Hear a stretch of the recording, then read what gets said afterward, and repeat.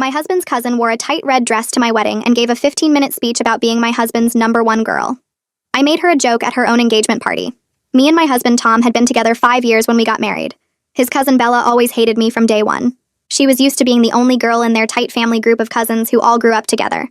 Tom and his 4 male cousins were super close, did everything together, and Bella was their princess. Then I showed up and Tom started skipping cousin nights to hang out with me. She never forgave me for that. At family dinners, she'd make these little comments about how Tom used to date this girl from their church, who was so perfect for him. When we got engaged, she asked Tom in front of everyone if he was sure he wanted to settle down so young. At my bridal shower, which his aunt threw, Bella showed up late, gave me a candle she obviously grabbed from a gas station, and spent the whole time talking about how wedding planning made people gain weight. She kept staring at my arms. My sister wanted to fight her in the parking lot. I told her it wasn't worth it. The wedding dress code was clear. Navy blue for family, other colors for friends. I even sent everyone little cards with color swatches because Tom's grandma asked for them. Bella texted me 3 weeks before the wedding asking if burgundy was okay. I said navy blue for family, remember? She sent back a thumbs up emoji. The wedding day comes, and this girl walks into the church wearing the tightest, shortest red dress I've ever seen at a wedding. I'm talking cutouts on the sides, slit up to her hip, neckline down to her belly button. My grandma thought she was somebody's escort. Tom's mom looked like she wanted to die. During the ceremony, she sat in the front row, crossing and uncrossing her legs every 5 minutes. My uncle thought she was coming on to him. During photos, she kept trying to stand next to Tom, pushing between us, bending over to fix her shoe every time the photographer set up a shot. In the reception photos, she's literally doing this pose where her whole ass is basically out. My 12-year-old cousin asked his mom why that lady forgot to wear clothes. When it came time for speeches, she grabbed the mic after Tom's best man and gave this whole speech about how Tom was like a brother to her and she'd always be his #1 girl. She talked for 15 minutes about their childhood, inside jokes I didn't get, never mentioned me once. People started checking their phones. The DJ had to basically wrestle the mic away from her. During the mother-son dance, she tried to cut in. Tom's mom actually had to tell her to sit down. Twice. But here's what Bella didn't know. She'd been dating this guy Paul for 2 years, and they'd just gotten engaged a month before my wedding. She hadn't announced it yet because she wanted to do this big, elaborate party to tell everyone.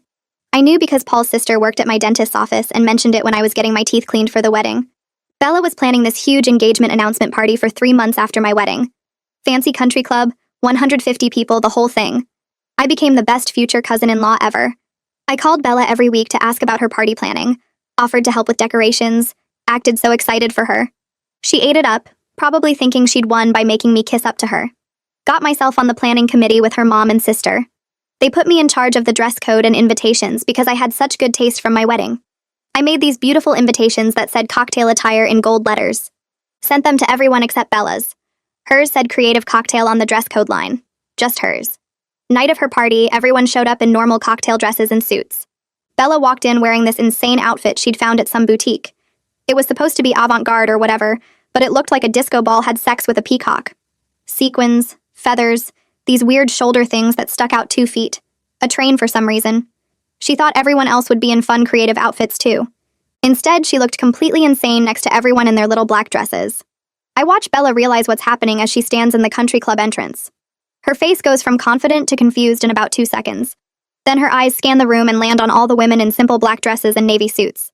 Her mouth opens slightly. She looks down at her own outfit with all those sequins catching the light and those massive shoulder things sticking out. Her face turns red. Like really red. The kind of red that starts at your chest and creeps up your neck. I'm standing near the bar with Tom and I feel this rush go through my whole body. It's satisfaction mixed with something else. Maybe guilt. But I push that feeling down deep and take a sip of my drink. Bella's eyes are darting around the room now. She's trying to figure out what went wrong. I can see her brain working. She thought everyone would be dressed fun and creative like her. Instead, she looks like she escaped from a Vegas show while everyone else looks normal and classy. Bella's mom appears out of nowhere. She rushes over wearing a simple gray dress and grabs Bella's arm. I watch her lean in close and start whispering. Her eyes keep moving around the room looking at all the guests. Bella's just standing there frozen. Her mom is talking fast and I can tell she's asking what happened with the dress code. Bella keeps looking down at her outfit. At the feathers, at the sequins, at those weird shoulder pieces that make her look twice as wide. Her face gets redder every second. Some of the guests near the entrance are staring now. A few women have their heads together whispering. Bella's mom looks like she wants to die. She keeps trying to position herself to block Bella from view, but those shoulder things stick out too far. There's no hiding this disaster. Paul walks up looking totally confused. He's wearing a nice suit and tie, normal cocktail attire like everyone else. He keeps looking at Bella and then at the other guests and back at Bella. I hear him ask why she's dressed like that. His voice carries across the room a little. Bella's trying to explain something about creative cocktail. Her voice is shaking. She pulls out her phone like she's going to show him the invitation. Paul looks at the screen and then looks even more confused. He says he could have sworn the invitation said regular cocktail attire. Bella's voice gets higher. She's saying no, it definitely said creative cocktail. She wouldn't have made this up. Paul's scratching his head. A few of his family members come over to see what's going on. I'm standing across the room with Tom acting like I'm looking at the decorations. Tom has no idea what I did. I picked up a napkin and I'm studying it like it's the most interesting thing I've ever seen. My heart is beating fast, but I keep my face calm. Tom's mom walks over to me. She's holding a glass of wine and she has this look on her face. She comments that Bella's outfit is quite something. Her tone is careful, like she's testing me. I can feel her watching my reaction. I just shrug and say, I guess Bella wanted to make a statement at her own party. Tom's mom doesn't say anything for a second. She just looks at me. Really looks at me. Her eyes are searching my face for something. I meet her gaze and keep my expression neutral. Finally, she nods slowly and walks away. But I can tell she suspects something. Tom's mom is sharp. She's probably putting pieces together in her head. The wedding dress code disaster. Me being in charge of Bella's invitations.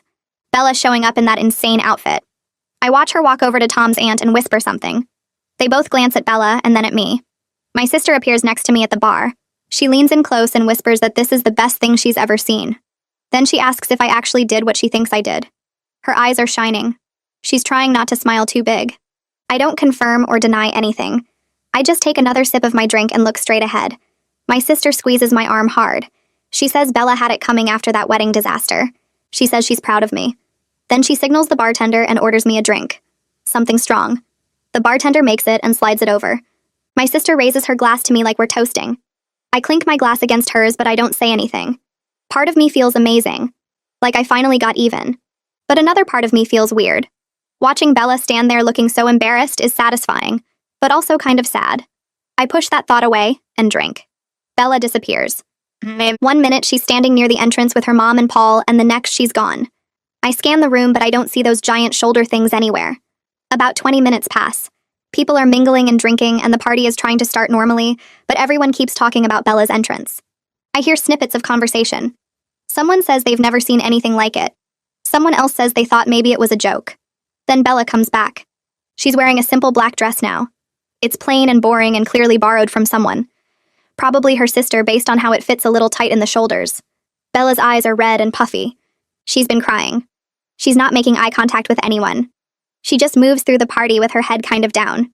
She goes straight to Paul and stands next to him. He puts his arm around her, but he still looks confused about the whole thing. Bella's trying to act normal, but her smile looks forced. Her mom keeps hovering nearby, looking worried. The engagement announcement happens right on schedule. Paul's dad gets everyone's attention and makes a speech about how happy they are. Everyone claps. It's polite clapping, not excited clapping. The energy in the room feels off. People are still whispering about Bella's outfit, about how weird it was, about how she changed. Paul takes the microphone and tries to make some jokes. He says something about his fiancé's bold fashion choices. He's trying to laugh it off, but Bella looks like she wants to disappear into the floor. Her smile is so fake. She's nodding along, but her eyes look empty. Paul keeps talking about their love story and their plans. People clap again when he's done. Bella says a quick thank you, but her voice cracks a little. She hands the mic back fast and steps away. I watch her grab a glass of champagne and drink the whole thing in one go. I need to use the bathroom, so I head that direction. On my way, I pass near the ladies' room and I hear voices. Tom's aunts are standing in the hallway talking. I slow down and pretend to look at my phone. One of them says Bella always has to be the center of attention. The other one agrees. She says this time it backfired badly. They're talking about how Bella made a scene at my wedding too with that red dress. One aunt says maybe this will teach her some humility. Maybe she'll learn that she can't always be the princess. The other aunt laughs and says she hopes so because the family is tired of walking on eggshells around Bella's drama. I feel this rush of being right. Like I'm not the only one who sees how Bella acts. Even Tom's family is criticizing her. I finish in the bathroom and come back out. The aunts are gone. But I feel lighter. More sure that what I did was justified. Tom finds me during dinner. Everyone's sitting at their assigned tables eating fancy food. Tom pulls my chair back a little and leans down. He asks if we can talk outside for a minute. His voice is quiet but serious. My stomach drops. I follow him out to the country club patio. It's getting dark outside. Tom turns to face me and asks directly if I had anything to do with Bella's dress code confusion. His eyes are searching mine. I can see he's already figured it out. He knows me too well. I have to decide right now if I'm going to lie to my husband or tell him the truth. My mouth feels dry. I think about making up some excuse. But Tom's looking at me like he already knows. Like he just needs me to confirm it. I can feel my heart beating in my throat. I tell Tom the truth. I say yes. I changed Bella's invitation to say creative cocktail while everyone else's said regular cocktail attire. Tom's face changes. First he looks surprised even though he suspected. Then he looks disappointed. Then frustrated. Then just tired. He runs his hand through his hair. He says he understands why I did it after what Bella did at our wedding. He gets it. But then he says he's worried about what this means for family stuff going forward. He says now there's going to be drama at every holiday and every gathering. He says his mom probably knows and his aunts probably know, and everyone's going to take sides. I tell him Bella deserved it. Tom nods slowly. He says maybe she did, but now we're both stuck dealing with the mess this creates. He looks at me for a long moment and I can see he's trying to figure out if I regret it. Honestly, I don't know if I do. Tom looks at me for another long moment, then asks if I feel better now that I got revenge. The question catches me off guard. I want to say yes. I want to say watching Bella walk in wearing that ridiculous outfit made everything she did at my wedding worth it. But Tom's face is so tired. His shoulders are tight with stress. I can see the worry in his eyes about what this means for every family gathering from now on. So I tell him honestly that yes, I feel better, but I can't fully enjoy it because I see how stressed he is. Tom nods slowly like he expected that answer. He says Bella's behavior at our wedding was wrong and he gets why I wanted to get back at her. But then he says now I've stooped to her level. He says maybe we both need to be better than this for the family's sake. His words hit me harder than I expected. I thought he'd be more on my side. I thought after everything Bella did, he'd understand why this felt necessary. But I can see his point too. We stand there on the patio in silence for a minute. Finally, Tom says we should just get through the rest of the party and not discuss it anymore tonight. I agree because what else can I do? We walk back inside together, but something feels different between us.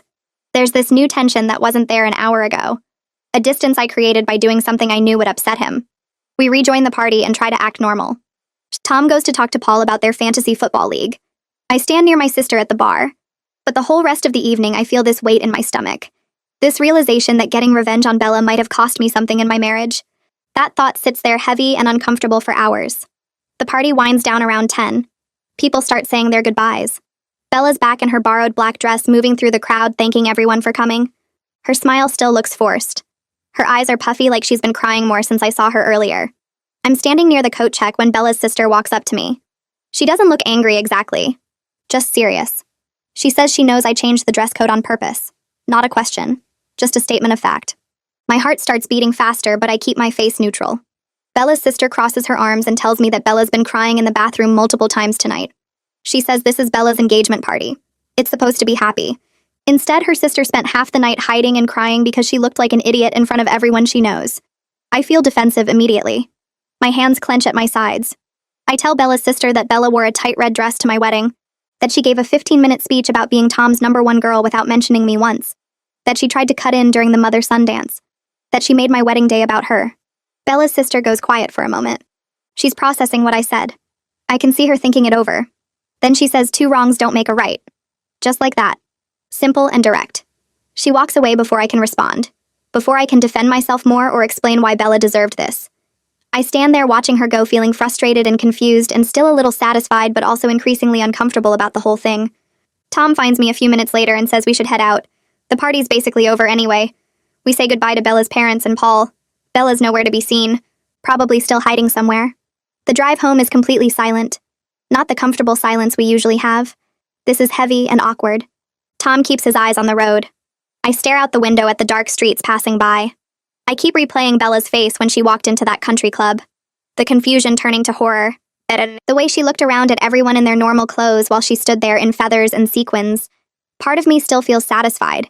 She embarrassed me at my wedding in front of everyone I love. Now she knows how that feels. But another part of me feels increasingly uncomfortable. Bella's sister's words keep running through my mind. 2 wrongs don't make a right. Tom's words too. Now I've stooped to her level. I thought revenge would feel better than this.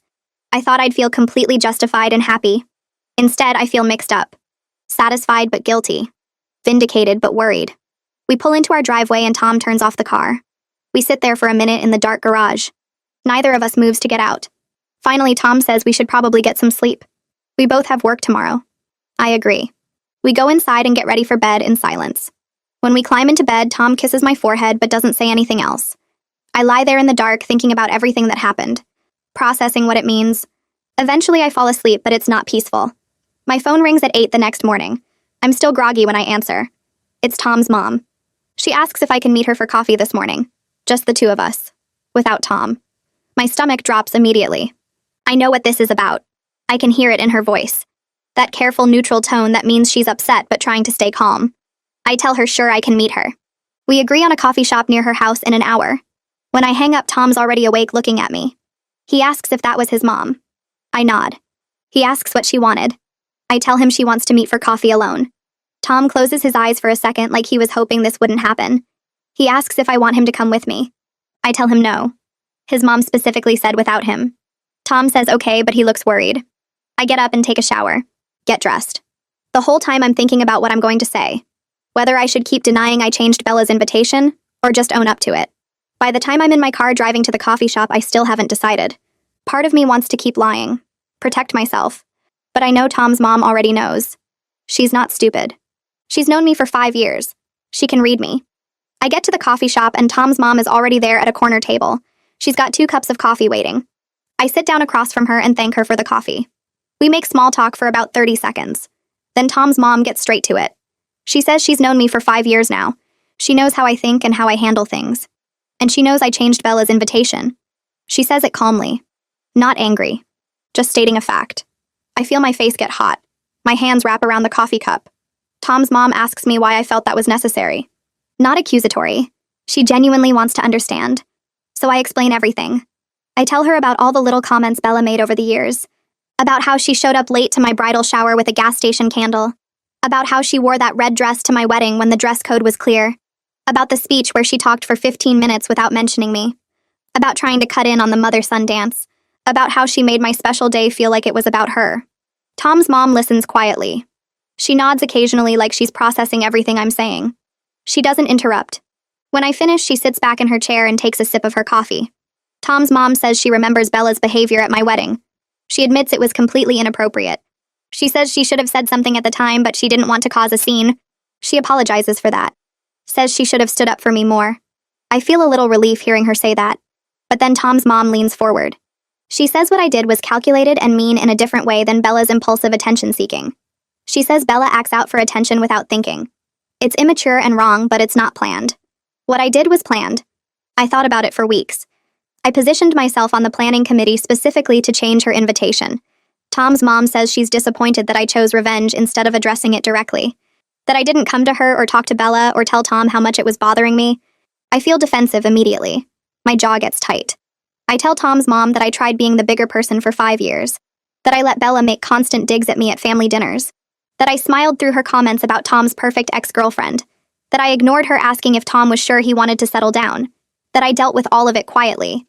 And one embarrassing party seems like fair payback for ruining my wedding day, for making me feel unwelcome in this family for 5 years.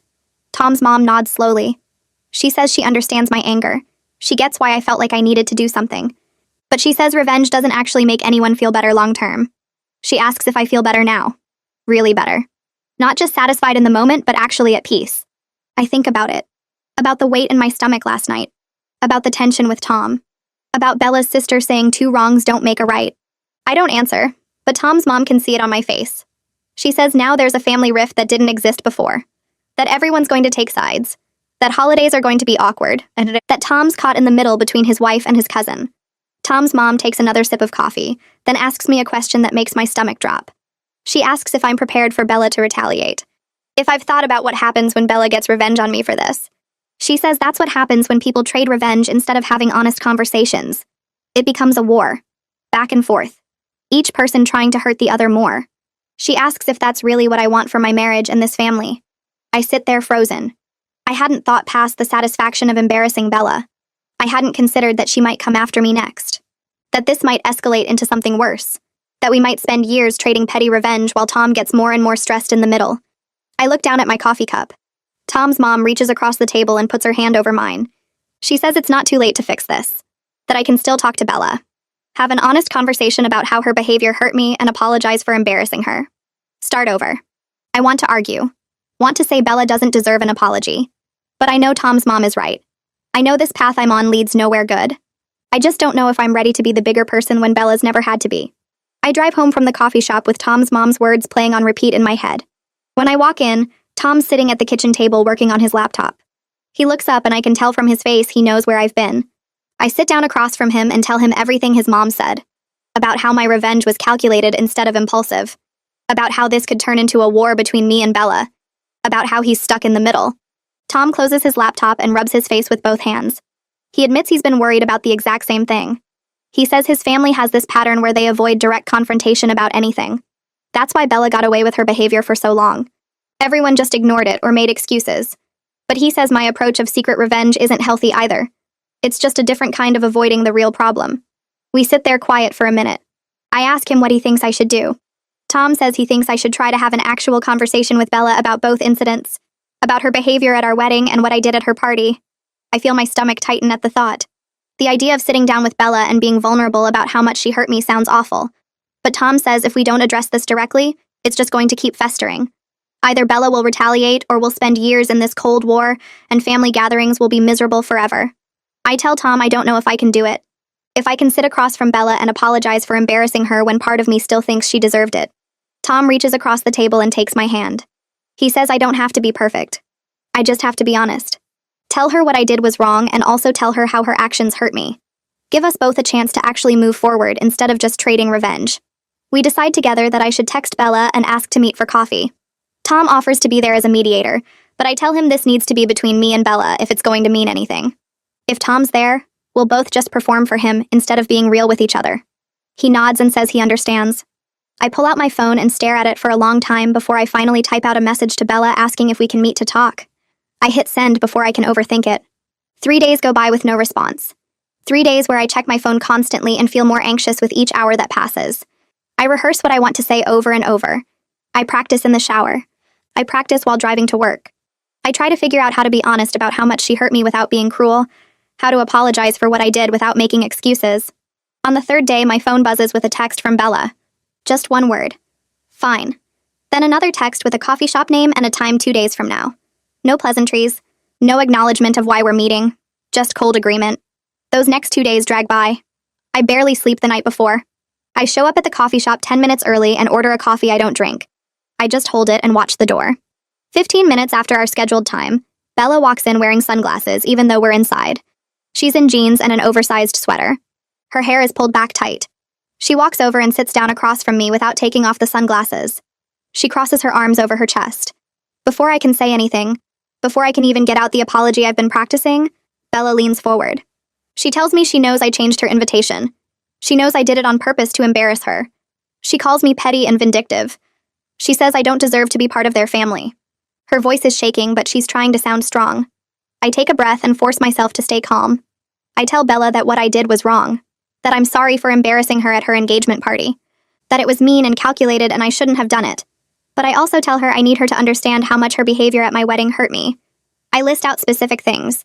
The red dress when everyone else wore navy blue, the 15-minute speech where she talked about being Tom's #1 girl and never mentioned me once, trying to cut in during the mother-son dance, making my wedding day feel like it was about her instead of about me and Tom.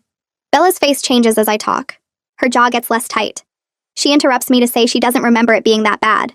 She says she was just trying to celebrate her cousin getting married. She sounds defensive but less angry. I pull out my phone and open my wedding photos.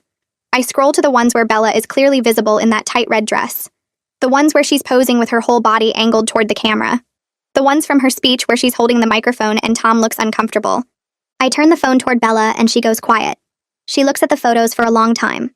She finally takes off her sunglasses and I can see her eyes are red. She admits quietly that she might have gone overboard at my wedding. She says she was jealous. That Tom had someone he loved more than the cousin group, and it felt like losing her best friend. She says the 5 of them had been so close growing up, and then I showed up and everything changed. Tom started skipping cousin nights. He stopped answering her calls as quickly. She felt replaced. She says she handled it badly by trying to stay the most important woman in his life even at my wedding. I tell Bella I understand feeling left out. I get that it's hard when relationship dynamics change. But I say the solution isn't to sabotage my relationship with Tom, or make me feel unwelcome in the family. That we could have talked about this years ago instead of her making little comments and me getting more resentful. Bella nods slowly. She says she can see now how her behavior looked from my perspective. That she was so focused on her own hurt feelings she didn't think about mine. She apologizes for making my wedding day difficult. We sit in awkward silence for a full minute. Neither of us knows what to say next. Finally, I apologize again for the dress code thing. Bella says she's sorry for the red dress and the speech and all the little comments over the years. It's not a perfect resolution. There's still tension hanging in the air between us.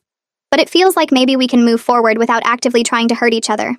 Bella asks if we can start over. Try to be actual family instead of enemies. I agree to try, even though I'm not sure we'll ever be close friends. We shake hands across the table, and it feels formal and strange, but like a real truce. Like maybe we've both grown up a little bit today. I drive home with the coffee shop conversation playing in my head, and when I walk through the door, Tom looks up from his laptop.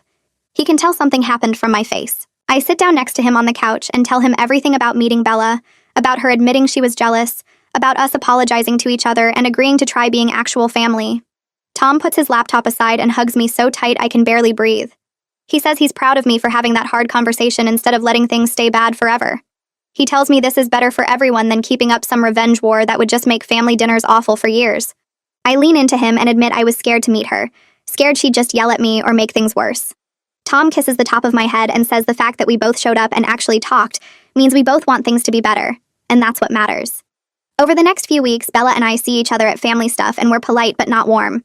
We say hi when we arrive, make small comments about the food or the weather, but we don't seek each other out or have long conversations. It feels okay though, like we've found this middle ground where we're not enemies, but we're not pretending to be best friends either. At a Sunday dinner at Tom's parents' house, I'm helping clear plates when Tom's mom comes into the kitchen. She touches my arm gently and thanks me quietly for talking to Bella. She says she can see we're both trying, and that means more to her than we probably realize. I tell her it was time to stop being childish about the whole thing, and she squeezes my hand before going back to the dining room. I have a dentist appointment 2 weeks later for a regular cleaning, and Paul's sister is the one doing my cleaning like usual. She's chatting while she works, and she mentions that Bella told her we cleared the air about everything. Paul's sister seems genuinely happy about it, smiling while she flosses between my teeth. She says Paul was really stressed about all the family drama affecting their wedding planning, worrying about seating charts and whether people would be uncomfortable. Now they can focus on happy things instead of managing tension between relatives. I nod as much as I can with her hands in my mouth, feeling a weird mix of guilt and relief that other people were affected by our fighting. My sister comes over for lunch on a Saturday, and we're eating sandwiches in my kitchen when she asks if I regret getting revenge on Bella now that we've made peace. I think about it for a minute, really consider the question. I tell her honestly that I don't regret it completely, even though I know that probably makes me sound petty. Sometimes people need to experience consequences before they're willing to have honest conversations. Maybe embarrassing Bella at her engagement party was necessary to get to this point where we could actually talk. My sister raises her eyebrows and says that's a pretty convenient way to justify being mean, but she's smiling a little. I shrug and say I'm not claiming to be perfect, just that it worked out in the end. Tom and I are lying in bed one night a few weeks later, both of us scrolling on our phones, when I put mine down and tell him we need to talk about boundaries and communication. He looks worried for a second, but I explain that I mean in general, about how we handle problems. We spend the next hour talking about how we both need to be more direct, instead of letting things build up until someone explodes or does something drastic. Tom admits he should have defended me more strongly against Bella's behavior over the years, that he saw what she was doing but didn't want to cause family drama. I admit I should have told him how much it bothered me instead of planning secret revenge like some kind of villain. We promise each other we'll be better about actually saying when something's wrong, even if it's uncomfortable. Thanksgiving dinner happens 2 months after the coffee shop conversation, and Tom's whole family crowds into his parents' house like always. After we eat, Bella and I end up in the kitchen together doing dishes because everyone else somehow disappeared to watch football. We're standing at the sink, me washing and her drying, and we make small talk about Paul's new job and my work project. It feels almost normal, even though there's still this underlying awkwardness, like we're both being careful not to say the wrong thing. She asks how my boss is doing, and I ask about her wedding venue search, and we get through the whole pile of dishes without any tension. Bella mentions while putting away a serving platter that she's been in therapy talking about her jealousy issues and fear of being replaced. She says it casually, like she's commenting on the weather, but I can tell it took guts to share that with me. She's learning healthier ways to handle relationships and not freak out when people's dynamics change. I'm surprised she's telling me this, surprised she's being this open. I tell her that's really mature and I respect her for doing that work, because therapy is hard and most people won't even try. She gives me this small smile and says her therapist thinks she has abandonment issues from her dad leaving when she was little, and she was projecting all that onto Tom. I share that I've been working on not holding grudges and being more direct about my feelings instead of letting things build up until I explode. Bella nods while drying a wine glass and says we're both learning, and maybe that's what matters more than pretending the past didn't happen. We can acknowledge we both messed up and still move forward. She puts the glass in the cabinet and we stand there for a second in this comfortable silence that would have been impossible 6 months ago. Then Tom's cousin yells from the living room asking if we're coming to watch the game, and the moment breaks. Christmas comes and Tom's family does their big gift exchange at his parents' house with everyone crowded into the living room. There's wrapping paper everywhere and kids running around, and when it's time for the adults to exchange gifts, Bella hands me a box. I open it to find this beautiful journal with my favorite quote embossed on the cover, the one I mentioned once at a family dinner months ago. I'm genuinely touched that she remembered and paid attention. I give her the cashmere scarf I picked out in her favorite color, and when we exchange gifts, there's this moment of genuine warmth between us. Not fake politeness, actual warmth. It feels like progress, like we're building something real instead of just going through the motions. Tom's mom pulls me aside during Christmas dinner while everyone else is getting dessert. She tells me she's noticed the change between me and Bella, how we actually talk now instead of avoiding each other or being fake nice. She's grateful we worked it out because the family tension was hard on everyone, especially Tom.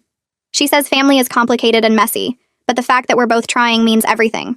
I tell her it wasn't easy, but it was worth it, and she hugs me tight before going back to serve pie.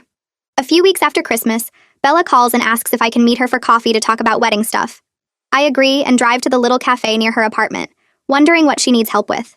She's already there when I arrive, sitting at a corner table with a big binder full of wedding plans spread out in front of her. She waves me over and I sit down, ordering a latte from the waitress who comes by. Bella starts showing me fabric swatches and venue photos, asking my opinion on centerpieces and table layouts. It feels weird to be consulted like an actual friend instead of someone she tolerates at family dinners. I give her honest feedback about what worked at my wedding and what I wish I'd done differently. She takes notes in the margins of her planning sheets and actually seems grateful for the advice. When she asks about dealing with difficult relatives during the planning process, I tell her to set boundaries early and stick to them no matter how much people complain. She nods and says that makes sense, then mentions her mom has been trying to invite random cousins she hasn't seen in 10 years. We spend almost 2 hours going through her plans, and by the end she hugs me and thanks me for being so helpful. The next time I see Bella is at Tom's parents' house for a Sunday dinner about a month later. She pulls me aside while everyone else is watching a basketball game in the living room. She tells me she finalized her wedding colors and they're going to be navy blue and gold. There's this moment where we both just look at each other and I can see she remembers my wedding dress code and the whole red dress disaster. Neither of us says anything about it out loud, but the acknowledgement is there hanging in the air between us. She smiles a little and mentions she's going with a very specific dress code this time, color assignments for different family groups and everything. I can't help but laugh because the irony is so obvious. She laughs too, and it's not mean or awkward, just two people who've been through something messy together and can see the humor in how things have changed. We head back to join everyone else for dinner, and the whole evening feels comfortable in a way it never has before. My sister comes over to my house the following weekend to help me reorganize my closet. While we're sorting through old clothes, she asks if Bella and I are actually friends now, given how much time we've been spending together. I stop folding a sweater and think about how to answer that. I tell her we're more like friendly family members who respect each other's boundaries. We're not going to be best friends who text every day or go shopping together, but we can be in the same room without tension and actually have decent conversations. My sister raises her eyebrows and says, "That's still a huge improvement from a year ago when I was plotting revenge." I agree and explain that it's not the close relationship Tom probably hoped for when he imagined his wife and favorite cousin getting along. But it's functional and drama-free, which feels like a real win considering where we started. My sister nods and says, "Sometimes that's the best you can hope for with difficult family members," and she's proud of me for putting in the effort even when it was hard. That night after my sister leaves, Tom and I are getting ready for bed when he brings up Bella. He tells me he's really happy with how things have settled between us, and he was genuinely worried for a while that he'd always be stuck in the middle. I sit on the edge of the bed and tell him that growing up sometimes means having uncomfortable conversations and admitting when you're wrong. Both Bella and I did that, even though it sucked and felt vulnerable. Tom sits down next to me and puts his arm around my shoulders. He says he knows it wasn't easy for either of us to get to this point, and he appreciates that we both cared enough about him and the family to do the work. I lean against him and mention that I'm glad we can all just be normal at family events now, without everyone walking on eggshells. He kisses the top of my head, and we finish getting ready for bed, and I fall asleep feeling good about how far things have come. 2 months later, I get a text from Bella asking if I want to come to her bachelorette party. I stare at my phone for a solid minute because I'm genuinely surprised and kind of touched that she'd invite me. I text back yes, and she sends me all the details about the weekend trip to a beach house her sister rented. The weekend arrives, and I drive to the beach with a carload of Bella's friends and cousins. We spend the day on the beach, then go out to dinner at this seafood place overlooking the water. Everyone's laughing and telling embarrassing stories about Bella, and I find myself actually having fun. It's weird to think about how different this is from a year ago, when we couldn't be in the same room without me wanting to strangle her. That night back at the beach house, we're all sitting around drinking wine when Bella stands up and taps her glass to get everyone's attention. She gives this speech thanking everyone for being there and celebrating with her. Then she looks directly at me and says she wants to specifically thank me for giving her a second chance after everything that happened. It's awkward and sincere at the same time, and several of her friends look confused because they have no idea about our history. But I appreciate the gesture because I can tell it took guts for her to say that in front of everyone. I raise my glass to her and she smiles, then continues with the rest of her speech about how excited she is to marry Paul. Later that night, a few of us are sitting on the back deck looking at the ocean, and Bella comes over to sit next to me. She doesn't say anything for a while, just sits there listening to the waves. Then she quietly tells me she's glad we worked things out, and she's sorry it took her so long to grow up. I tell her we both had growing up to do, and I'm glad we got there eventually. The next morning at breakfast, Paul's sister pulls me aside while Bella is in the shower. She tells me that Paul is really relieved Bella and I worked things out because he was worried about family drama ruining their wedding. She says Bella talks about me differently now, with actual respect instead of that resentful tone she used to use. That means a lot to Paul because he wants his wife to have good relationships with his family and hers. I tell her I'm glad too, and that Bella's been making a real effort to be better.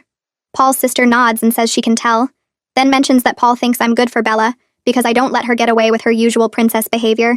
We head back to join the others for breakfast, and the rest of the weekend is relaxed and fun. 3 months later, Tom and I get dressed up for Bella and Paul's wedding.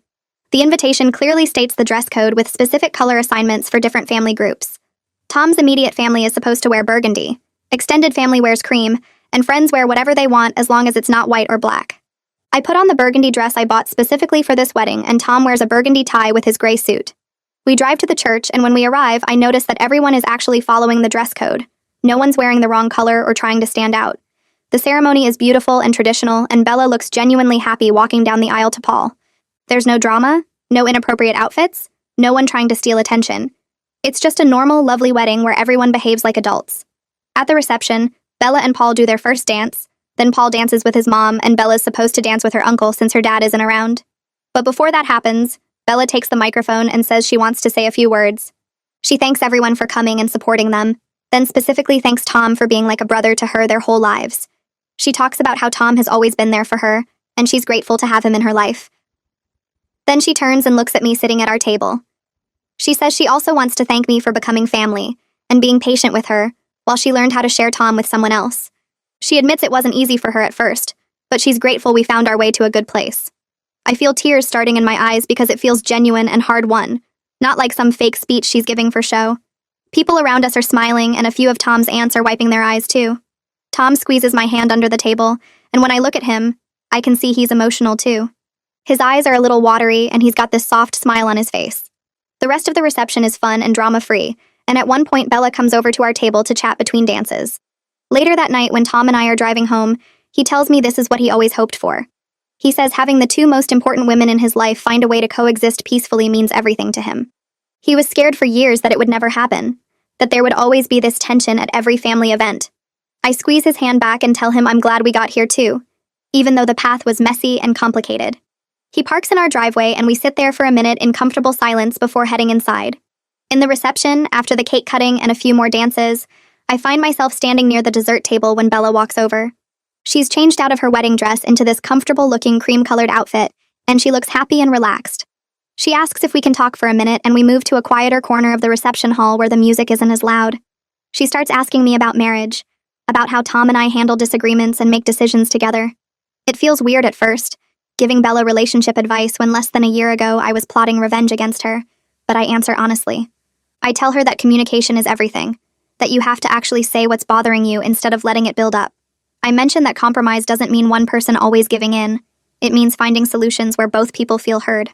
She listens carefully, nodding, and asks specific questions about handling family pressure and maintaining your own identity while being part of a couple. I realize she's genuinely trying to learn from someone who's been married longer, and it's surreal but also kind of nice. We talk for maybe 15 minutes before Paul comes looking for her, and she thanks me for the advice before heading back to her new husband. My sister finds me a little later while I'm getting another drink. She leans against the bar next to me and says it's wild how much has changed in less than a year.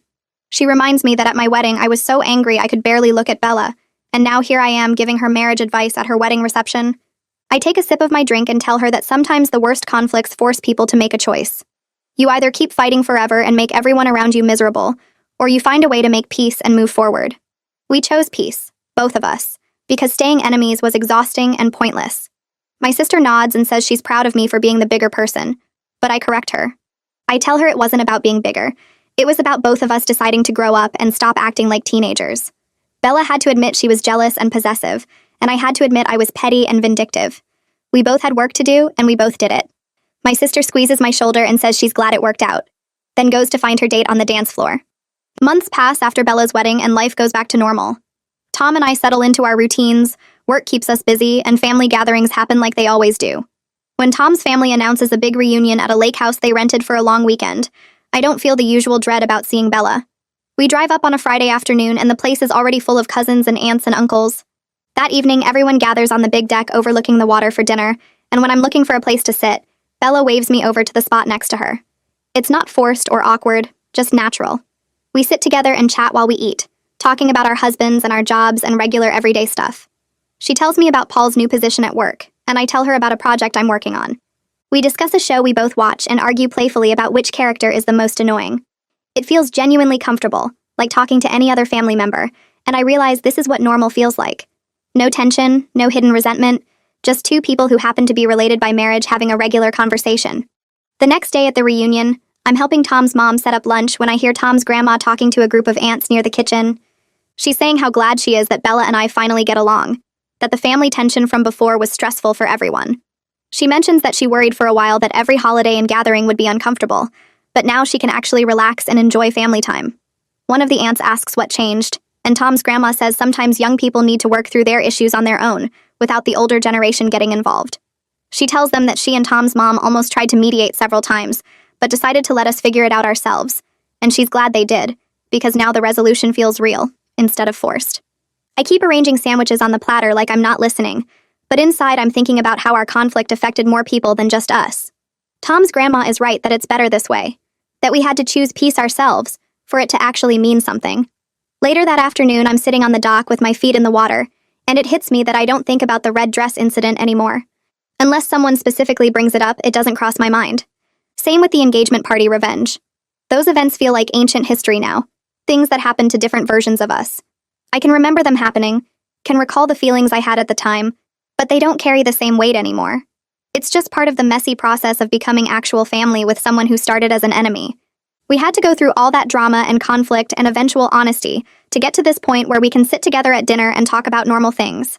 The path was ugly and complicated, but it led somewhere good, and I'm grateful we both chose to walk it instead of staying stuck in our resentment. That evening after dinner, everyone gathers in the living room and Bella and Paul stand up together looking excited and nervous. Paul announces that they have some news to share, and Bella adds that they're expecting a baby due in about 6 months. The room explodes with congratulations and excitement, everyone hugging them and asking questions.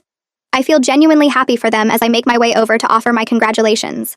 When I hug Bella, she holds on for an extra second and whispers that she's kind of scared about the whole motherhood thing. I pull back and tell her she's going to be great, and she asks if I'll help her navigate pregnancy and being a new mom when the time comes. I say of course without hesitation, and she looks relieved. Paul thanks me for being supportive of Bella, and I can see in his eyes that he knows our history and appreciates that we've moved past it. Tom and I are getting ready for bed that night in the small guest room we're sharing at the lake house. He's brushing his teeth when he says he never thought we'd get to this point. I ask what he means, and he explains that he never imagined I'd be someone Bella turns to for support, that he always figured we'd maintain a polite distance at best. I tell him that people can change and relationships can heal if both parties are willing to do the work. We both were willing, even though it was hard and uncomfortable and required admitting things about ourselves we didn't want to face. Tom rinses his mouth and comes to sit on the bed next to me. He takes my hand and says he's grateful for the peace we've built, that having the two most important women in his life actually like each other means everything to him. I squeeze his hand back and tell him I'm grateful too. A few weeks after the reunion, my sister comes over for dinner at our place.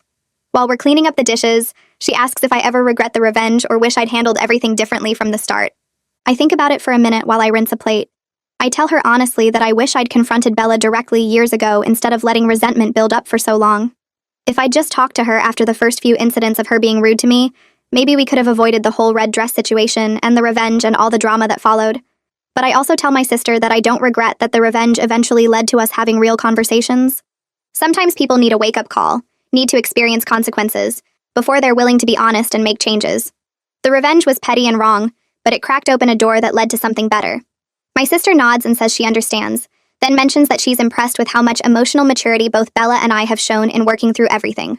One night a few weeks later, Tom and I are lying in bed talking about the future.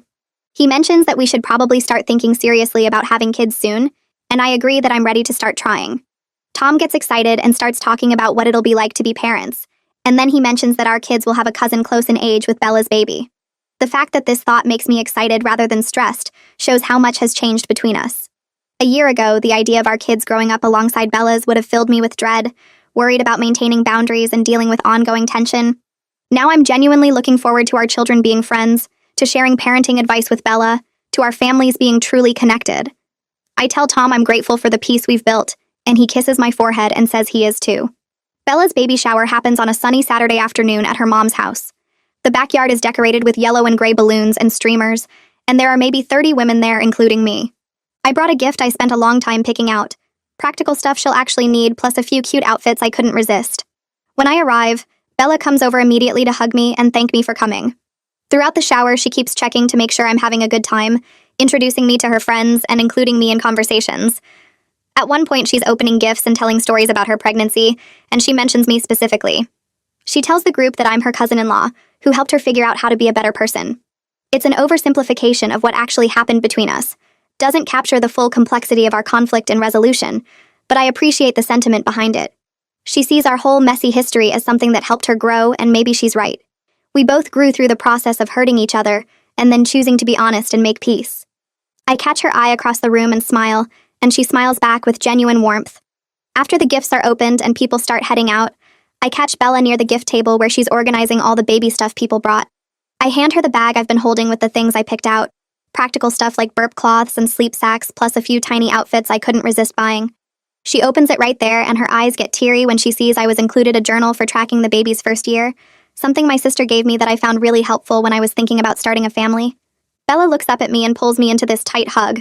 Not the awkward family gathering hug, but a real one. She whispers that she's grateful I'm in her life, and that she knows she didn't make it easy for me to want to be. I hug her back and tell her we both had to learn how to share Tom and his family, and now we're here. When we pull apart, she's wiping her eyes and laughing about pregnancy hormones, but I can see it's more than that. This is the woman who wore that red dress to my wedding, acting like I'm someone she actually values, and I realize I'm proud of both of us for doing the work to get here, instead of staying enemies forever. Tom's mom catches me in the kitchen while I'm refilling my water glass. She closes the door behind her and stands there for a second like she's thinking about what to say. Then she tells me that watching Bella and me go from hating each other to actually being friends has been one of the most encouraging things she's seen in their whole family. She says families have conflicts all the time, but most people just avoid each other, or stay polite on the surface without fixing anything real. The fact that Bella and I chose to have hard conversations and work through our issues gives her hope that other family problems can be solved the same way. She squeezes my hand and says she's grateful I didn't give up on Bella even after everything that happened, that it would have been easier to just stay civil and distant, but we both chose something harder and better. I tell her honestly that I almost did give up, that after the engagement party I thought maybe we'd just avoid each other forever. But Tom helped me see that family is worth fighting for even when it's uncomfortable, and Bella met me halfway by being willing to admit her mistakes and change. Tom's mom hugs me and says that's exactly what she means, that it takes two people choosing to be brave and honest. Driving home that night with Tom, I think about everything that happened between me and Bella over the past 2 years. The revenge was petty, and the whole situation was messy and ugly for a while there. But it cracked something open that needed to be cracked, forced us to either keep hurting each other or finally talk honestly about why we were so angry. Bella and I aren't best friends now and probably never will be, but we're family in this way that feels earned and real instead of just obligatory. That's better than the fake politeness we could have kept up forever, both of us smiling at holidays while secretly hating each other. Sometimes you have to go through the really ugly stuff, the revenge and the fighting and the uncomfortable conversations, before you can get to something good and genuine. I'm glad we both chose to do that work instead of taking the easy road of just avoiding each other. Tom reaches over and squeezes my hand like he knows what I'm thinking about, and I squeeze back.